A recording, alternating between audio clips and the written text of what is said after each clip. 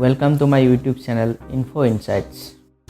আপোনাৰ আধাৰ কাৰ্ড দি কিমানটা সিম কাৰ্ড উলোৱা হৈছে বৰ্তমানলৈকে এইটো আপুনি জানিব পাৰিব গভৰ্ণমেণ্ট পোৰ্টেল সেন্সাৰ সাথীৰ সহায়ত আপোনাৰ আধাৰৰ সৈতে সংযোগ হৈ থকা গোটেই মোবাইল নম্বৰ কেইটা এই ওয়েবসাইটৰ সহায়ত বিচাৰি উলিয়াব পাৰে তাৰে ভিতৰত যদি কোনোবাটো মোবাইল নম্বৰ আপুনি ব্যৱহাৰ কৰা নাই বৰ্তমান তেন্তে সেই নম্বৰটো আপুনি এই ওয়েবসাইটৰ সহায়ত বিকল কৰি দিব পাৰিব যাতে আপোনাৰ সেই মোবাইল নম্বৰটো কোনো ব্যক্তিয়ে মিসইউজ কৰিব নোৱাৰে এতিয়া কেনেকৈ কৰিব পাৰে চাওঁ আহক গুগলত যাওক তাত আপুনি সেন্সাৰ সাথী লিখি সাৰ্চ কৰি দিয়ক তাৰ পিছত প্ৰথমতে সেন্সাৰ সাথী গভৰ্ণমেণ্ট ওয়েবসাইটটো দেখা পাব sensorsathi.gov.in ওয়েবসাইটটোৰ তলফালে দেখা পাব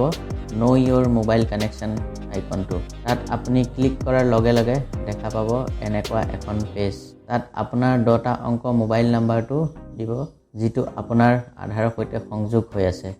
তাৰ পিছত ক্যাপচা কোড ফিল কৰি ভ্যালিডেট ক্যাপচা আইকনটোত ক্লিক কৰি দিব আৰু আপোনাৰ মোবাইল নম্বৰটোত এটা ওটিপি যাব ওটিপিটো এন্টাৰ কৰি লগইন কৰি দিয়ক তাৰ পিছত আপোনাৰ এনেকুৱা এখন পেজ খোলা খাব য'ত আপোনাৰ গোটেই কেইটা মোবাইল নম্বৰ দেখা পাব ফাৰ্ষ্ট 2 ডিজিট আৰু লাষ্ট 4 ডিজিট নম্বৰ কেইটা দেখা পাব যদি আপোনালোকে বৰ্তমান ইয়াৰ ভিতৰত কোনোবাটো মোবাইল নম্বৰ ব্যৱহাৰ কৰা নাই বা বৰ্তমান প্ৰয়োজন বোধ নকৰে তেন্তে সেই মোবাইল নম্বৰটো